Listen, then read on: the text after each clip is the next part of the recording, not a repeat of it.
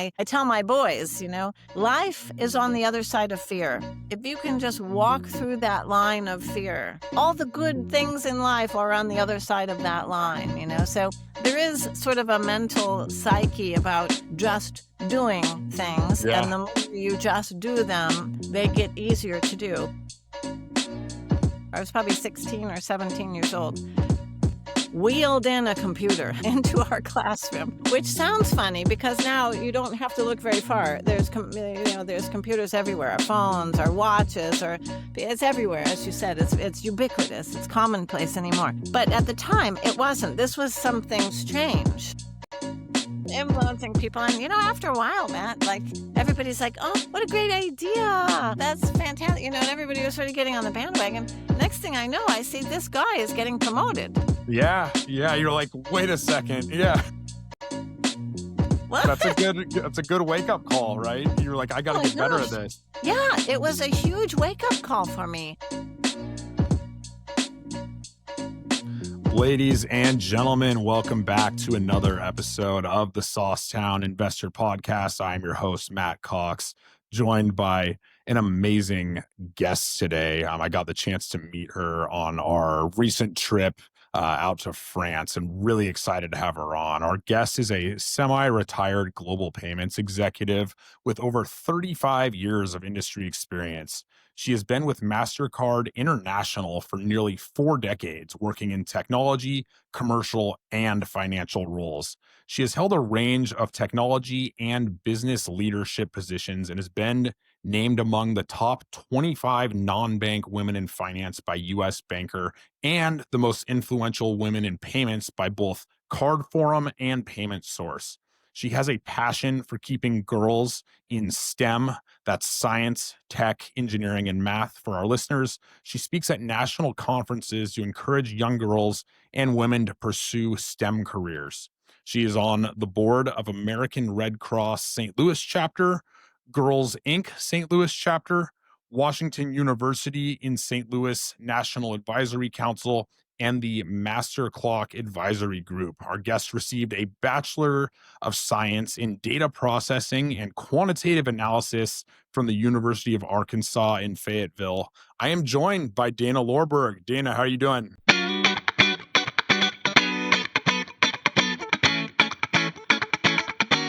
I am well, Matt. Thank you so much. What a kind introduction. Yeah, I was going to say it was actually, it's actually much longer than that. You're very accomplished, but I had to cut it down just a little bit for the podcast. So really excited to have you here. Where are you joining us from? Well, I am in St. Louis today on a hot August day. So here's where I am in the center of the country. And you spend a lot of time out in Colorado as well, right? You're getting ready to head out there? I do, Matt. I'm an outdoor girl. I love nature. As we met, being active together, I love hiking, biking, golfing, skiing, you name it. I love doing it. So Colorado is a great place to be. Absolutely. So let's get into it, Dana. So let's before we get into your career or anything like that, let's take it way back. Tell us about where did you grow up? What were you like as a kid? What was your family like? And kind of give us the high level life story, if you will, up through high school. Well, we're going way back, Matt. I grew up a sort of regular old girl here in St. Louis. I have 2 sisters, so we have all girls in my family, 3 girls. I'm the middle child. My mother and father, I think, were both very accomplished people. And I think this is something that I saw as a young girl. My father was a design engineer for McDonnell Douglas. He worked, which is now Boeing. He worked in the spacecraft. And I really think my dad had a pretty amazing career because he designed all the spacecraft, starting with Mercury all the way through the space shuttle. Worked with the monkeys, in space. My dad designed the seat for the monkey to stay in one of those capsules. And I always think, what a better time to be in sort of astronautics than when the U.S. was going through the space race. So my dad had a pretty interesting and amazing, long, steady career at McDonnell Douglas in that spacecraft, which is pretty cool. And my mother, having said that, my dad, very accomplished, very, a great career. My mother actually, I think, Matt, was the person that gave me the most inspiration in my life.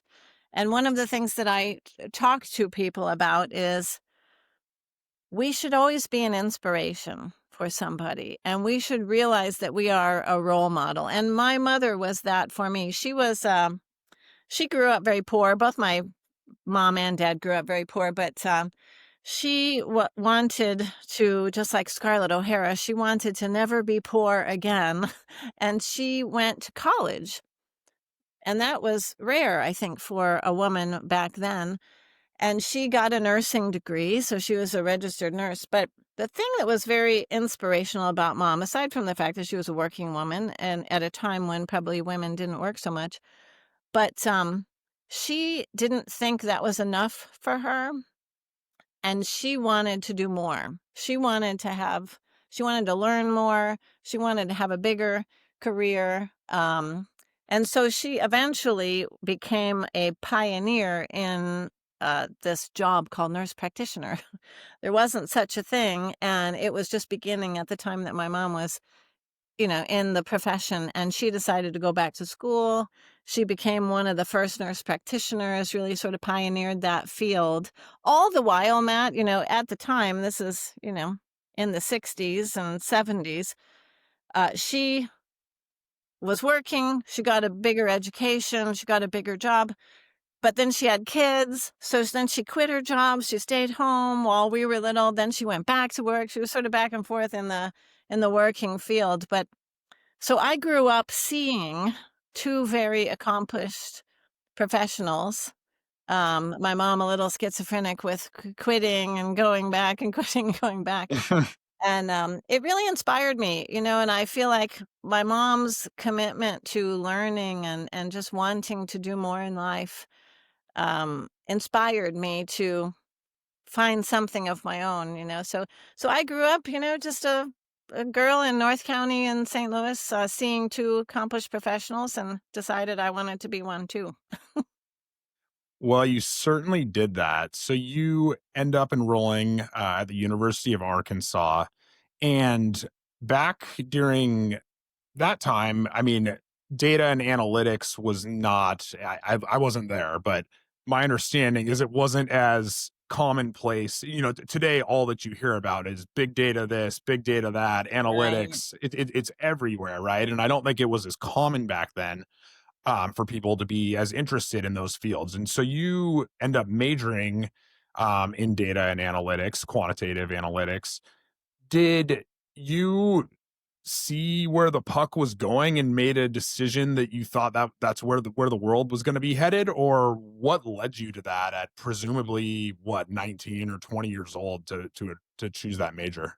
I know. Isn't it funny, Matt? You're absolutely right. And this is dating me, but when I was young in high school, I probably was maybe sophomore-ish in high school. So I was even earlier. I was probably 16 or 17 years old.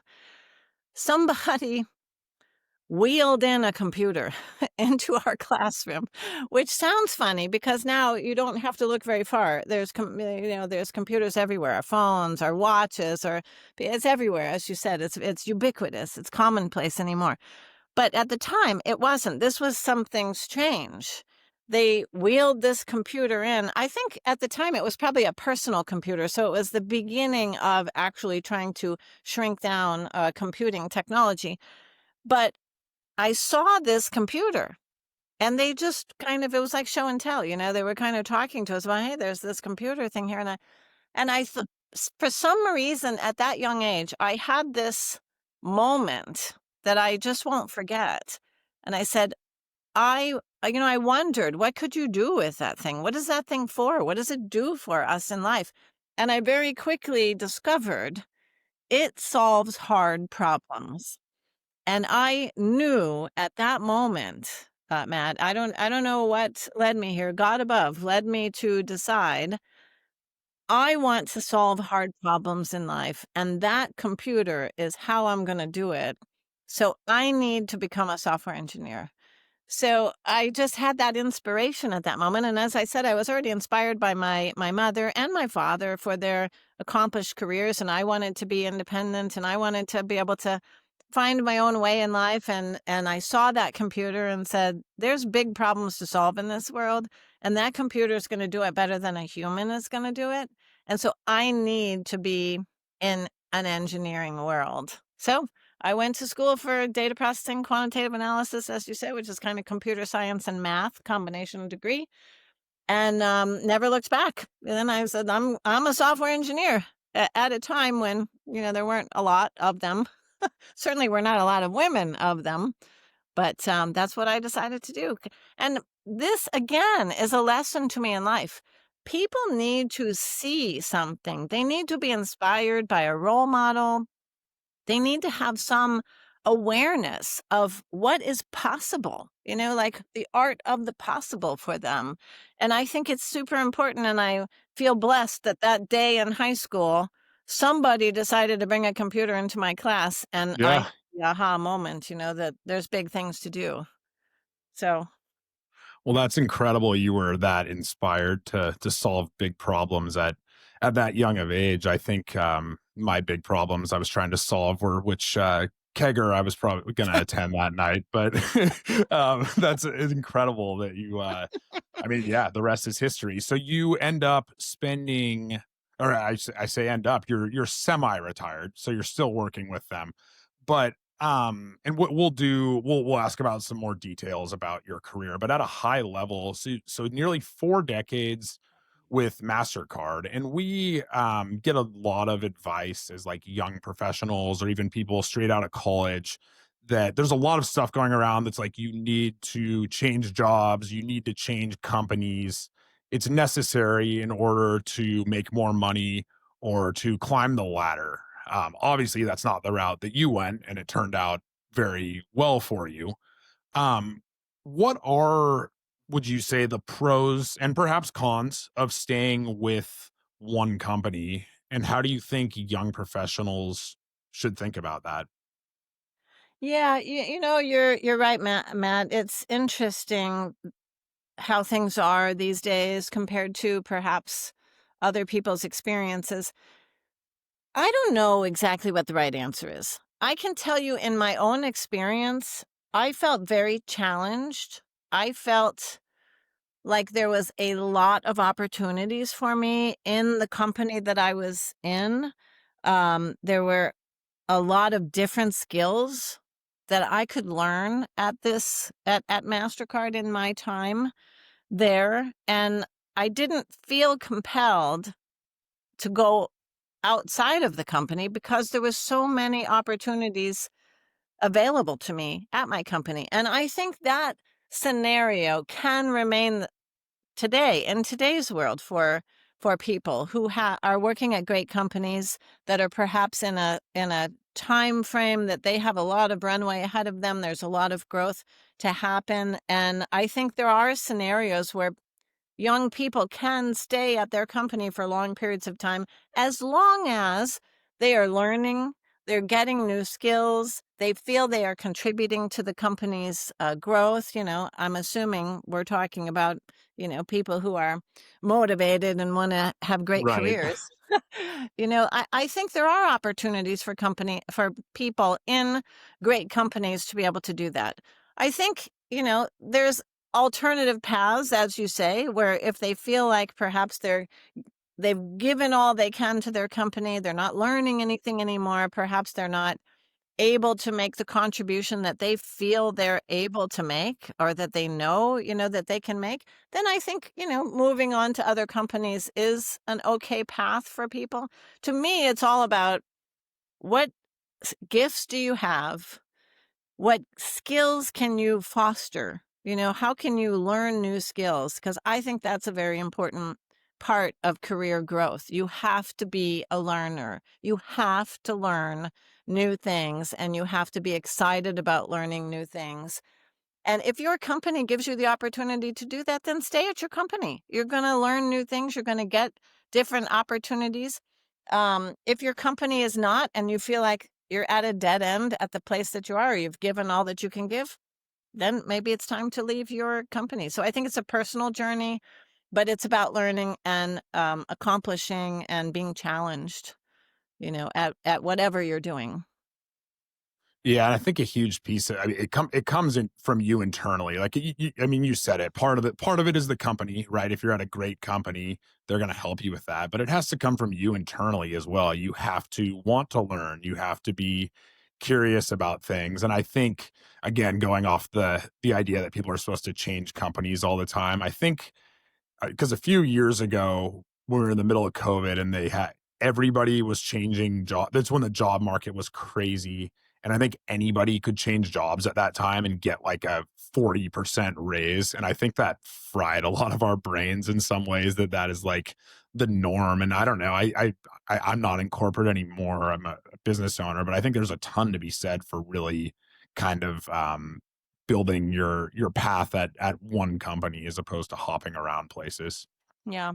And you mentioned this, Matt, so I'll just comment on it. I think people who chase money, I think that's in some ways flawed logic. I mean, there's nothing there, but don't get me wrong. There's nothing wrong with knowing your value and making sure you're getting compensated for the value that you think you are delivering. Mhm. But money being your sole focus and wanting to change and, sort of carve out a path for you that you can always just keep making more money, I personally think in the end does not work out well for people, because I think it's really about learning your skills, being challenged, contributing to the company, learning new things, and sort of helping to deliver and move the company forward. Like, it's more about that to me than it is about chasing a particular dollar amount, so to speak. People can get in over their head.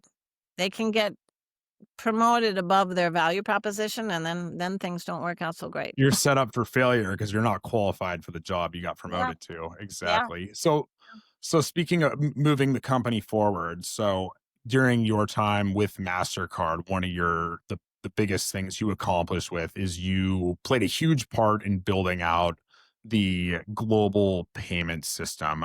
This is a two-part question, but just real quick for our listeners, like what does it mean to build out the global payment system? Well, Matt, I started so long ago at MasterCard that it was in a period that it was globalizing. When I started at the company, it was a small not-for-profit organization. It was US only. It had credit was its only product, and it was really beginning its technology journey. So I started, as you said, almost 4 decades ago now. And so it was just like I said, my dad was working in the space industry when the US was going through a space, a program. I kind of started at a payments company, which is what I fancy MasterCard to be. At the time, we were really almost kind of beginning that electronic payments journey, So I've seen a ton of change at this company. And one of our very first missions from when I began as one of the first generations, I like to say, at the company, was our job was really to create this network that in essence exchanged transactions between merchants and their banking partners and processing partners and cardholders, banks.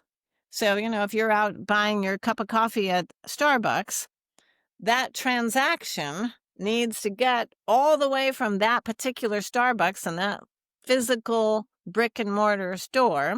Could be an online store these days, but since we're talking Starbucks, you're at a brick and mortar store. That transaction needs to get all the way to your bank, which might be in a whole different place, could be in a whole different country if you're a, traveler.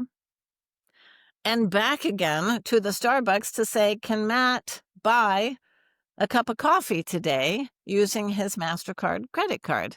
Because Starbucks doesn't make that decision. Your bank makes that decision. Hmm. So MasterCard's job, one of MasterCard's jobs, is to ensure that transactions for people wanting to conduct commerce for whatever it is they're buying get to the right place to make a decision on can that transaction occur or not. And if it does, making sure it, in essence, hits your statement and all the parties get paid. Starbucks, in our example, wants to get their $5 or whatever the amount was. They want to get paid for their coffee. And their MasterCard is the one facilitating them getting paid that day. So that's what a payments network is. The job of MasterCard's payments network is to make sure all the authorization activity is happening in real time and all the transactions land in the right place to get posted to statements and all the money moves every day. So we had the job of making sure that was built. And as I said, it started in the US for credit only, and turns out now it's in 210 countries all over the world and doing lots and lots and lots of activity every day. Yeah, I know my dad has told me stories about when he used to travel to other countries, you'd have to like bring traveler's checks with him because it Yeah. wasn't built out yet. So we've gone from the starting in America to you've put payments in, I think you said 211 countries. On the actual payment tech side of things, I want to get your opinion because we've gone from cards to now everybody taps their phone, right? Like, what do you think? There's some store like there's some Amazons where it just runs your if you're a Prime member, you can just walk through a Amazon sensor Go thing and stores. yeah, Yeah. that yes, Amazon thank you. Go. What's the next thing? Are we going to be able to like just blink twice and have it read our cornea or something? And like, what do you think is the next thing for payments? Oh, there's so much innovation that happens in this Yeah. space, isn't there? All from all players all over the world. You know, I would say, Matt, the technology of it all is generally not the barrier. There's lots of technology is already capable of blinking and reading your retina scans and Hmm. all these things to authenticate who the person is. All that technology is present. There's so many technologies that authenticate people, they authenticate devices, like your phones. There's technology, actually, believe it or not. Every little piece of plastic is unique. Every little piece of plastic has its own little fingerprint. So there's technology that can authenticate that. What really needs to happen is the proper business model needs to happen where it makes good sense to actually deploy that technology in the world. But who knows? There's some AI, of course, is the newest thing that's actually revolutionary, changing things and being able to do predictive modeling.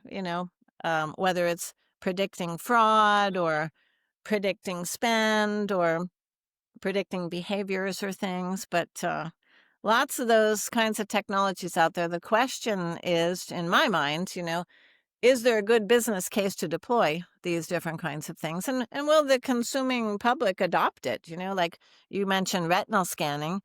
I think not a lot of people were crazy about their eyeballs being scanned, so that Hmm. never really materialized very much in past years as an authentication method. But the fingerprint worked okay. Apple actually made that pretty ubiquitous with opening your phone with your fingerprint. So, the consumers have to adopt the behavior, then the technology, there needs to be a good business model for things, but who knows what's going to happen. But those Amazon Go stores are pretty cool, aren't they? Where they use all the technology to monitor the inventory. There's RFID tags, basically, which is the same thing on the tap. That's an RFID little coil in there where you can contactless chip technology, where you can tap and it just senses you going out the door with those little tags on your products and hits your Amazon account. It's pretty cool. What about I'd be remiss not to ask you because you're at the forefront of the payment space. Do you buy that crypto will ever be a means of exchange? Not in this, I know it gets used from time to time, but like where people will actually go to the grocery store or the coffee shop or whatever and buy stuff using crypto. Do you think that'll ever happen? Um, excuse me. Well, it's been around for a long time. I think, Bitcoin kind of came on the scene as some of the first things that people have heard about. There's a difference between accountable systems and unaccountable systems. So, Bitcoin, when in its origin, was an unaccountable system. It's not traceable. You don't know who has the funds and such, and so those are one category of thing. And I think unaccountable crypto or digital kind of currencies are probably less likely, in Dana's opinion, to become super popular. I think digital currencies and those that are regulated and those that are not that are accountable, meaning they're not anonymous. I think those have a future ahead. And there's a lot of governments looking at them. There's a lot of entities, looking at them. So we'll What does see. that even mean? Like, so I'm always kind of confused by this because when we get money, we don't ever, nobody uses paper money anymore. So, like, what does it really mean even to be a digital currency? I'm always like slightly confused by that. Aren't we already using digital currency? Yeah, I would say the form of digital monetary value has certainly been around. That probably, I think of the first thing that people started digitizing in some ways that became ubiquitous is almost like prepaid phone minutes. Mm, If you remember, I don't yeah. know, way back. And a lot of times this was more outside the US than inside the US, but that kind of, to me, was a little bit of the first thing that was out there that was like this digital currency in some way. It happened to be your phone minutes, but you would buy phone minutes ahead of time on a prepaid card. And in a lot of ways that sort of taught people this notion of digital value, so Hmm. I guess you could say coupons, as coupons started becoming digital, it started educating the consuming public. Hey, there is monetary value that is held in some digital place, and now you think, okay, have you got wallets on your phone and, places where you can store things. So to me, digital currency is just holding some sort of a monetary value, but you never really touch paper anymore. It Hmm. exchanges, like now Venmo, like you think about Venmo or any of those kind of Zelle, Zelle, yeah, Wise, all, yeah, all that's, yeah. all those kinds of things. Those are also holding digital monetary value. There's a lot of countries around the globe that have, led kind of with digital mobile telephony really began enabling us to really hold monetary value digitally, I think, so, but it's true, there cash, people don't hold money so much anymore, it's wads of it and it's dirty and, it's incomplete Right. for a lot of people. There continue to be, however, Matt, a lot of cash centric societies where there is still a lot of cash in the world, in other countries, around the world. So still a lot of opportunity. Yeah. So, Dana, I want to ask you about the idea of success. You've been objectively successful in your career, I would say, for sure. What does, on a personal level, what does success mean to you? Like, how do you personally define it? Not just when it comes to career, but just like life in general. Matt, I guess it probably has changed over time in my career and lifetime, and perhaps changes in other people's lifetimes as well. But at this point in my life, I like to hope that I am moving from success to significance. It's important to me. I feel like I've been blessed. I've worked for an amazing company for so long. I've been in a super fun space of payments, and I've gotten a lot of opportunities to do a lot of things that I never thought I would be able to do. But now I feel like it's about paying it forward, kind of making a difference to other people and being able to help other people or give people opportunities that maybe they never otherwise would have. I don't know. I'm hoping, I guess. I'm just hoping that maybe I am being able to help somebody else in life and learn from my mistakes or, get a leg up or that kind of thing. So it's a pay it forward kind of mindset. Like that is success to me. If I can do something to help other people to make a little bit of a difference in the world, like I will feel blessed. I love that success to significance. And we'll later on, I will make sure we get to some of that significance that you are working on as far as paying it forward. I do want to ask you, we talked a little bit about this on the trip, actually.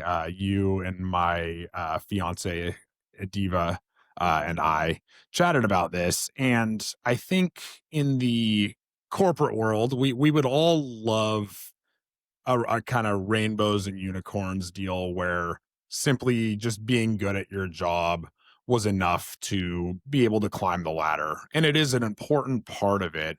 But I think, to be completely frank, in a lot of cases, it's not always enough. You need to be able to advocate for yourself. And, you'll hear people say things like, I hate politics, by the talking about corporate politics, not like right and left politics. People say, I hate politics. And I think the bottom line is you can hate it all you want, but it is part of the game that you have to play a little bit sometimes in order to ensure you're getting, we talked about earlier, getting the promotions or getting paid what you're worth or things like that. I mean, what what's your how do you look at that as far as kind of playing, I don't know how else to word it, but like sort of being good at your job, being valuable, but also knowing how to navigate that corporate politics? Yeah. It's funny. I think politics the word just has such stink on it, doesn't it? Mhm. we we think of it as such a negative thing, and as you say, there is a world of politics here with all the craziness that goes on and the extremisms, I guess. But I feel like, Matt, there's probably the pure definition of politics is really being able to be persuasive, Yeah. to communicate well, to influence other people, to actually be able to make change. Like if you think about those kind of characteristics, these are important in the corporate world. And you and I and Adiva and some folks were talking about this. And I said I think there are good politics and there are bad politics. And I think the good politics are leaders need to be able to be persuasive. They need to use their voice. They need to be able to motivate people, and these are political characteristics. And there's good politics. There are people that are good at this. This actually was not really one of my primary strengths. It's one of the things I had to learn in life, and I guess I'll come back to that in a minute. But then there are. Hey guys, we're taking a quick break, but before we get back into it, if you're enjoying this episode, make sure to like, share, and subscribe.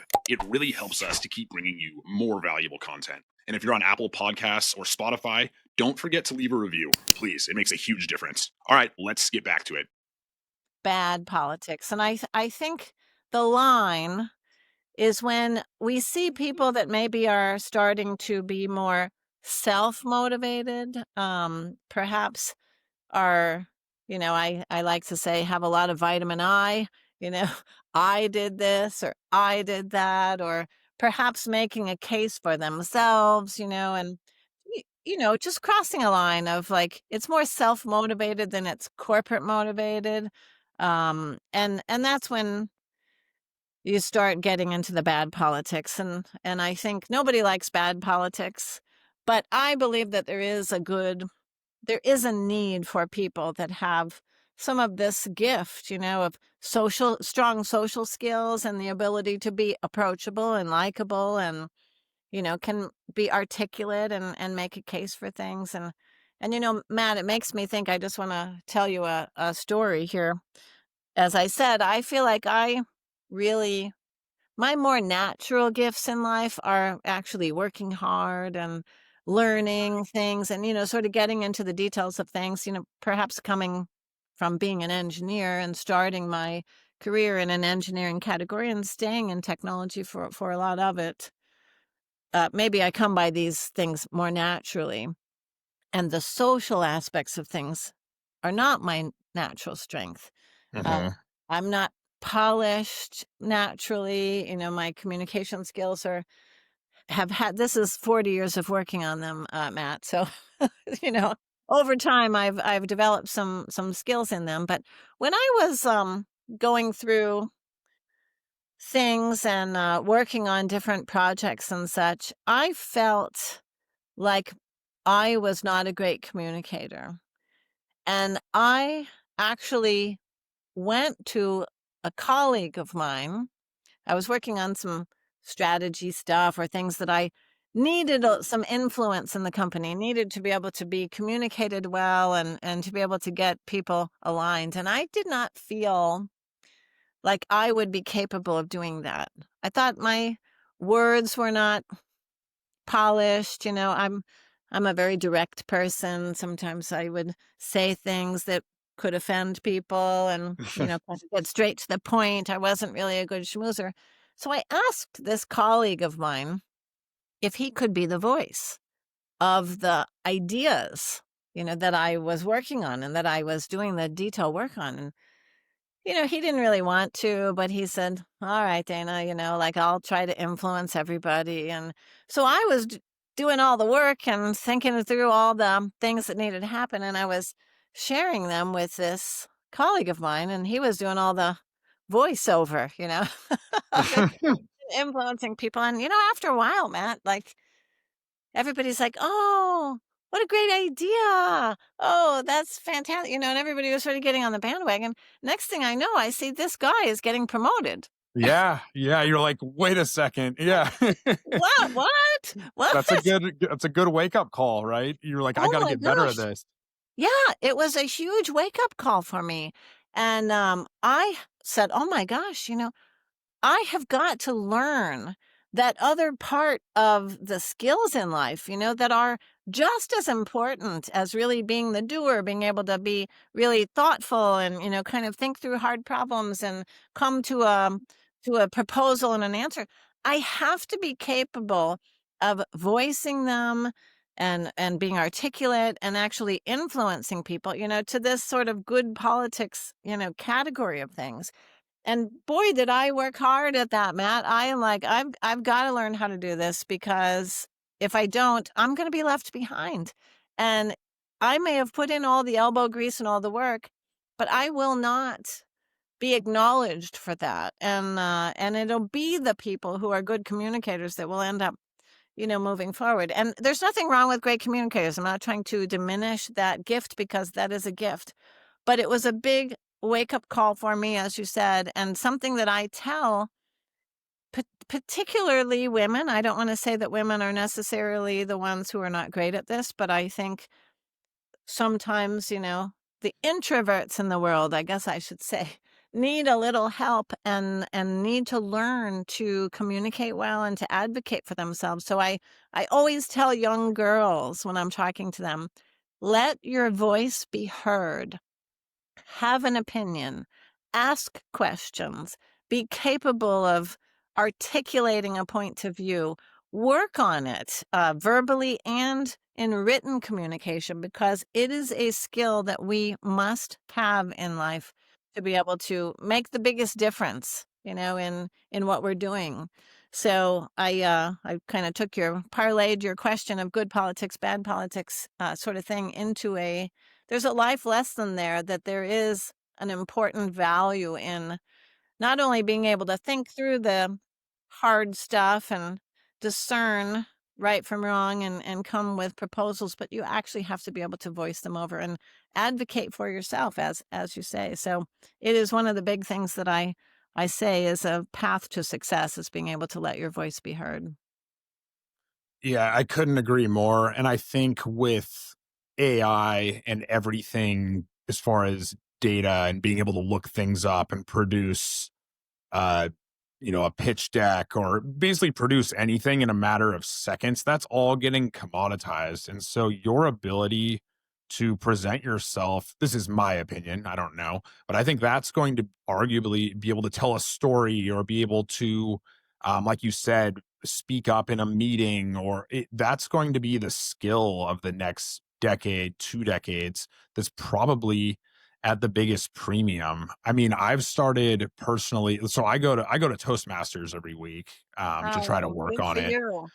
But let me give you a scenario. So, okay, say I'm a 25-year-old, graduated college, I've got my entry level job, and I have a weekly meeting, and I have lots of good ideas, or at least I'm pretty sure I do, but I am terrified to speak up in the meeting. I mean, aside from the obvious, like, well, just do it, just face your fears, which I think is frankly good advice. Is there anything else that you would advise people to do to try to get more comfortable using their voice?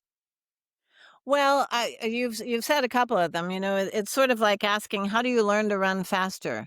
You run faster, right? You just do it. There is a little bit of that, and I tell my boys, life is on the other side of fear.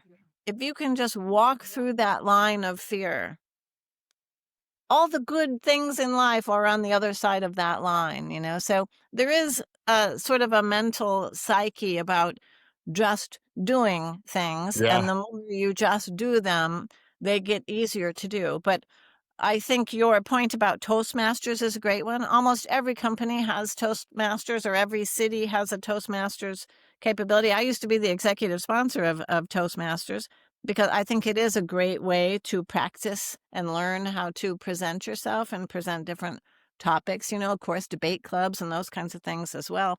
But also, there's nothing wrong with having an advocate, a friend, an advisor for you, that says, "Hey, I'm thinking about these 3 points.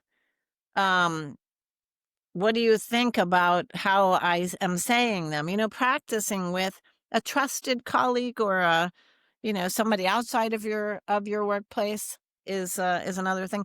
One thing I did when I was younger, Matt, that I always like, there's a little style of writing too that I would practice, practice, practice, because I think it was a good way of thinking about it. It's actually like a McKinsey style of writing, where situation, complication, conclusion, like it's a framework of writing. And I really worked on this a lot, because it's not easy to be concise, to be to the Yes. point. As Mark Twain said, if I had more time, I'd write you a shorter letter. Yeah.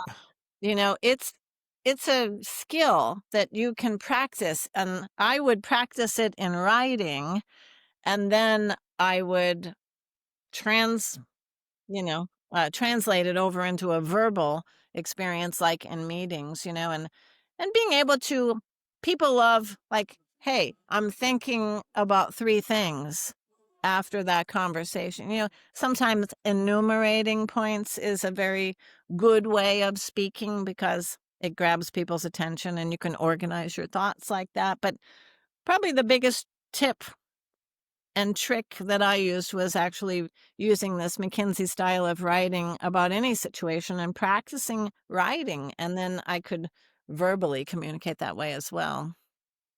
I love that. I know I've heard that before, the like give people the 3 bullet points, but it's a good reminder. Like, it is so powerful. If you've ever had a boss, or not just a boss, frankly, anybody that you encounter in life who just rambles and you're like, what the hell? Just you get done with the conversation, like, what just happened? It is so powerful. It is such a baller move in a meeting to be able to just deliver in 30 seconds and be like, wow, did you hear what that guy or gal just said? And they didn't. And I think it exudes confidence too. You sound, when you're concise and very to the point, I think everyone else in the room is like, that guy or gal, like they know what they're talking about. They're not space filling.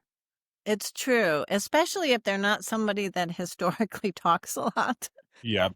You get a little bit more of a, let's listen up. Bob is talking, but sometimes what I would do, Matt, that I think is a trick, and I tend to tell my boys this too, especially if you're a little concerned about putting your voice out there, to your original question of the young professional. Sometimes I will, let the conversation go, and then when I'm trying to jump in to do that 3-point summarization, sometimes I'll preface my comments with, I've been listening to all the thoughtful conversation. And what I have heard, if I can repeat the messaging that you all put on the table, I heard 3 things, and then, kind of go from there. It gives you a little bit of an easier entry into it to say, I'm just summarizing what all you smart people have said in the room here, even if you might even be adding a little, you know, Changing it. Yeah. changing it slightly, but it does give you permission, I think. Oh yeah. Other people, other people's favorite topic is themselves. And when I heard you, and I think what you said is such a good idea that I'm going to restate it. Playing to people's egos is super powerful as well. Yeah. Yeah, for sure. So, let's talk about you. You have a family, husband, and 2 kids who I met them all are awesome, by the way. I had a great time getting, of course, to know you as well as your Thank you. family on our trip. But what is, I feel like I'm asking you for a ton of advice on this podcast, but I look up to you and I think you're very successful and interesting. So, what advice or best practices would you share for people who want to make sure they're excelling in their career but aren't neglecting their family and personal life? Yeah, that's a hard one, Matt. Excuse me. Everybody's looking for the elusive balance, they're Yeah.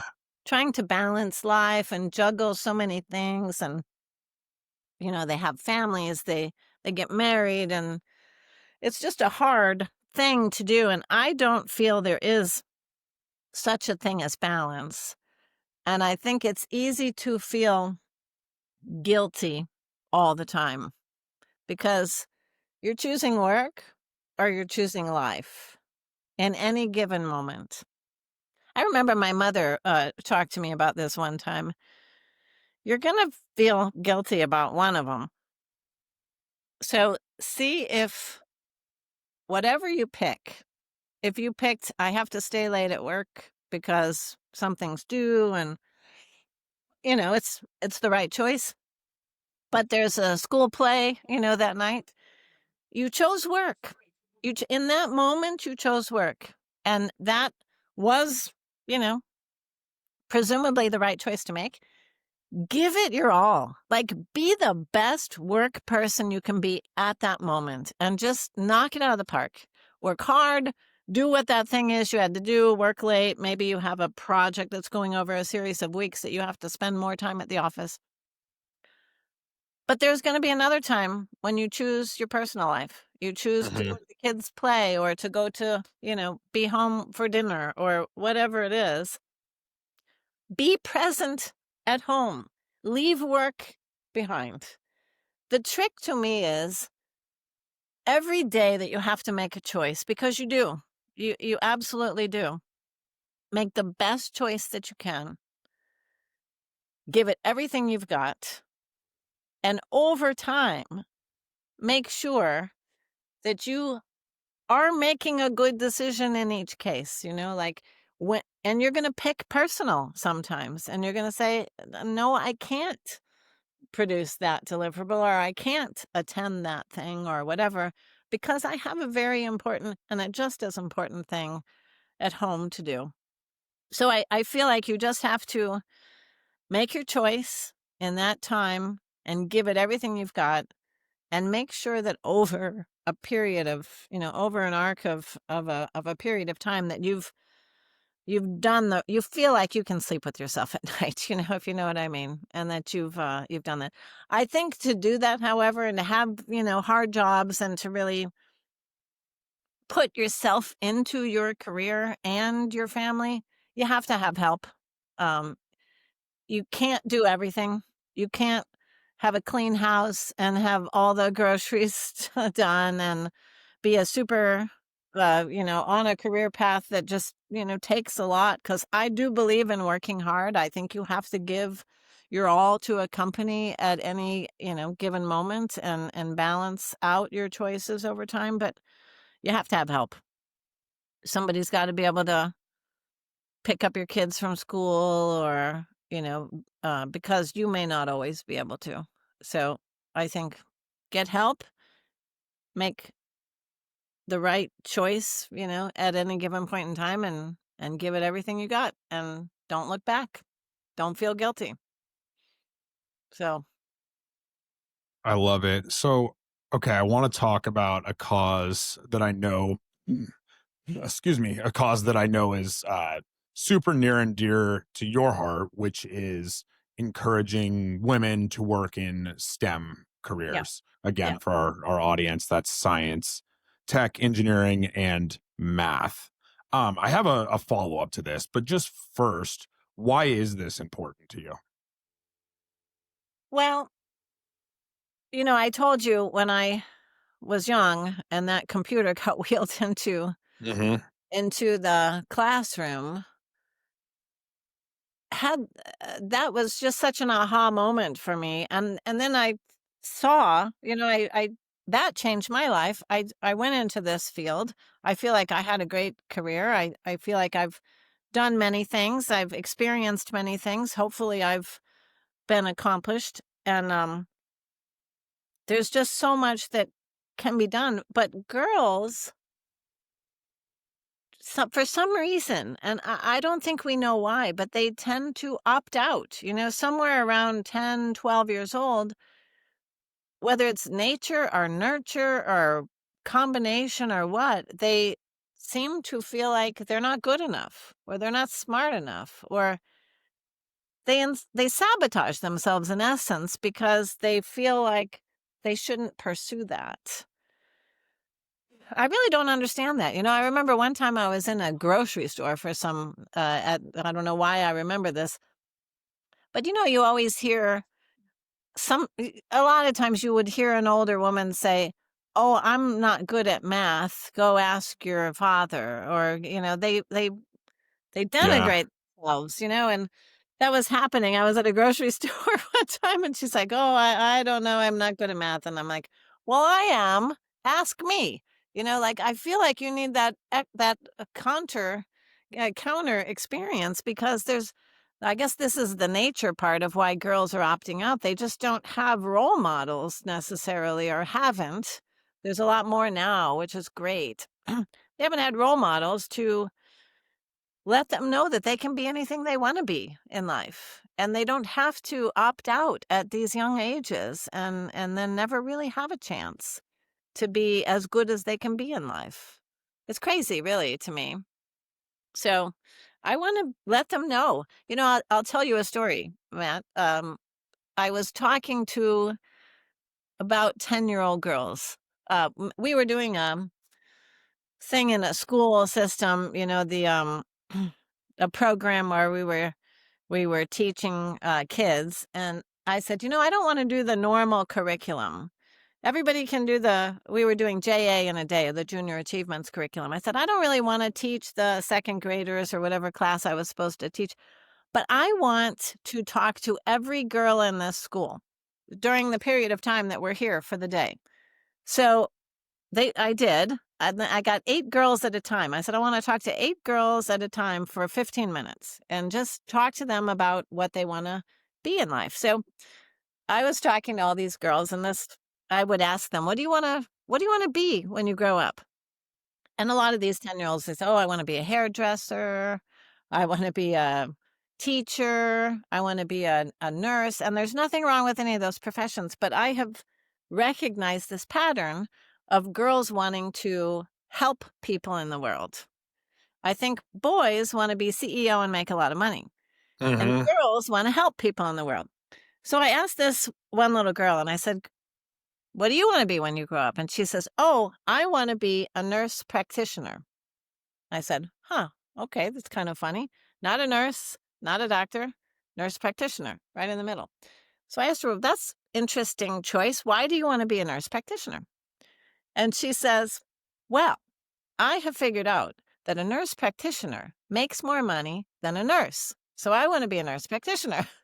I, Here's a girl motivated by money. That's awesome. So I said, that's great. I said, I mean, she's 10 years old. I said, do you know what makes more money than a nurse practitioner? And she's like, no, what? I said, a doctor. Just be a doctor. She's like, oh, okay. I'll just be a doctor then. But just one little conversation in life when she's 10 years old.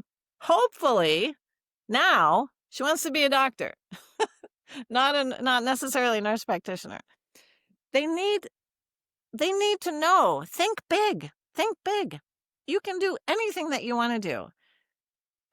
Don't say you're bad at something just because you heard some lady at the grocery store said she doesn't know how to do math. That doesn't mean you can't do math, So I just feel like there's so much opportunity, but so many young girls they just opt out of the STEM fields when they're about that middle school age because they just don't have the confidence, for it. And so they need role models. They need to know that they can think big, dream big. You're 10 years old. You got the whole world ahead of you. Keep every door open to you, do these things. You can make a lot of money. You can change the world. You can help people in life on a big scale, if you stay in STEM. So I just get excited about being able to hopefully, God willing, just change the trajectory of some of these young girls' lives.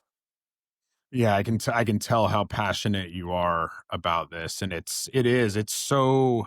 I think it's. I mean, you would know more about this than I do. I think it's gotten better, but it's in. You hear it so. I mean, you use the example like I'm bad at math, or you'll hear like, oh well, my husband handles the finances, or if they're on like on the engineering side of things, like it's always the man that knows how to fix stuff around the house, and is the Right. that stuff has been so ingrained in our society for so long. I mean, do you think it's gotten better? And then how far, that's a bad way to put it, but like there's a long way still to go, but do you think it has gotten better?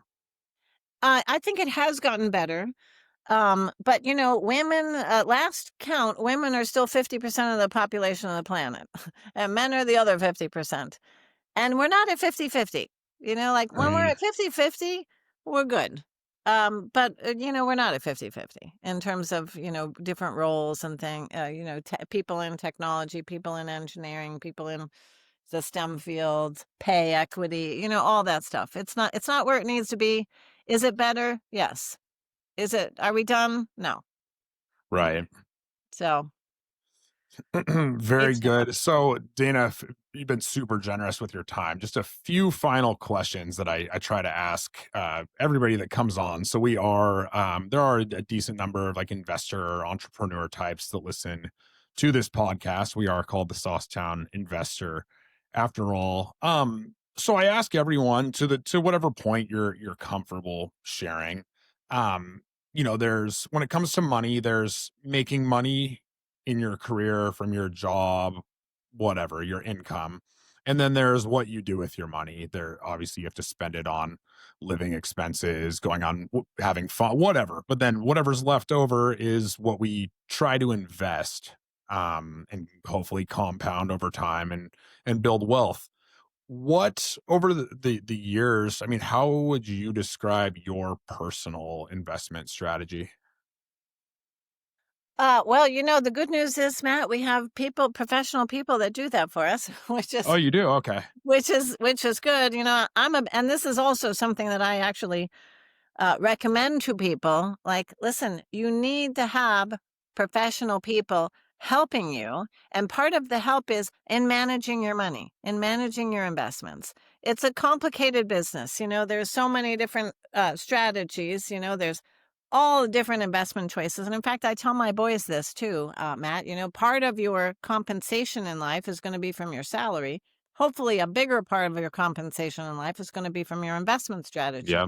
And I feel like young kids don't pay too much attention to it. I feel blessed that my husband and I, Steve, who you met, we've paid attention to that, for a long time, a lot of life. And I think there are professionals that do a really good job of all the different things that there are available to us. You can be, very S&P indexed, equity bond stuff, investments there with mutual funds and stuff. You can do individual stock picks. I'm not crazy necessarily about that, unless of course it's MasterCard stock, which is great, amazing because it's a great company. Yeah. Um, there's bonds, there's just, there's a million different ways that you can invest your money. I think get professional advice is what I would say. And, invest wisely based on your risk appetite. So we've always had professional help in that regard. So, you know, I, I, have a voice, but I listen to all the options that are available to us based on what's going on in the world, which is kind of a crazy time for that, actually. What do you do for fun, or what's your happy place when you just want to unwind and relax? Oh, well, that's Colorado. My mother said God spent extra time on Colorado, and I think that's accurate. I love I'm a mountain girl, so I love the mountains and hiking, and we love to ski in the wintertime, and we love to golf in the summertime, and do everything in between. So that's super fun. But Matt, my priorities in life, which is sort of an extension of that. Number one is God. I'm a Christian woman, and I love God, and I think we're here on this world to do God's will. I am all about my family, my husband, and my two boys, and one of my boys is about to get married, just like you, and so we'll Oh, have wow. in another year, but he officially got engaged, which is awesome. So we'll have another extension into our family, and hopefully our family is growing. So family is important to me after God and our church life. And then it's about trying to be significant in the world. And if there's a little bit of time for being active and having fun and hiking and biking and golfing and kayaking and skiing and all that stuff, then that's where you'll find me. Well, you're doing it all, Dana. It's great to see. Final two questions. What is, and this can be serious, like business self-help, or it can be totally lighthearted, like a cool show or something you've watched. But what's the best thing you've read, watched, or listened to recently? Oh, I'm a big reader, although I listen to all my books because I like to be doing things at the same Yeah. time. But I don't know if you've listened to Richard Osman's books or read Richard Osman's books, The Thursday Murder Club. Mm-mm, I'll It's write it down. he's written about four books now, all sort of an extension, for the most part, an extension of this initial story of the Thursday Murder Club. It's just a funny book, and I've listened to it, which I enjoy listening because you get the accents of these people. But it's about an older set of individuals who are sort of in a retirement home who have decided for fun, instead of playing bingo, they're going to solve murders that the police have not been able to solve. And there's a cast of really eccentric characters. One of the women is ex-CIA, and some of these other people who are got a little sketchy pasts, but they become good at solving murders better than the police. And it's just it's a very funny set of books, so I enjoyed listening to those. So I would, so that's something that I recommend to others. So. All right. But before we let you go, if there are any young girls or women who are looking to get into a STEM field, perhaps, and want to get in touch with you, or if you just want to anything you'd like to plug, or if you want to tell people where they can follow you, now would be the time before we let you go. Well, I'm on LinkedIn and, Instagram and Facebook and all those things. But, I'm on the board of Girls Inc. And I think Girls Inc. is a great institution that helps girls learn STEM, amongst other things. It's a nationwide nonprofit. And so that's a great organization to participate in as a young girl and contribute to, for those of your listeners that are looking for strong philanthropic companies to follow into their philanthropic strategy, which I think we all need to have one. So Girls Inc. I think is a great organization that I would plug a little bit for girls and for donors. So. Wonderful. Well, thank you so much, Dana. This was really fun. I'm glad we got to do this, and thank you again for making time for us today. Matt, it was my pleasure. It was so great to connect with you again, and good luck to you and Adiva and your whole family. And it's great. Maybe we'll see each other again on one of our adventure trips. Would love that. Thanks so much, Dana. Have a good one. Thank you. That is a wrap for today's episode. Thanks for tuning in to the Saucetown Investor. If you got value from this, drop us a comment and let us know your thoughts. Did you have a big takeaway? Is there a topic you want to see us cover next time? Is there a guest you want to see interviewed? DMs are open. Business is at Saucetown Properties, and my personal, you can DM me personally, is at the real Matt Cox 4. We'd also like to ask you kindly to please like and subscribe. You can also follow along with the Saucetown Investor blog. That's mattcox444.substack.com. Thanks again, guys, and until next time, keep investing and stay saucy, Saucetown.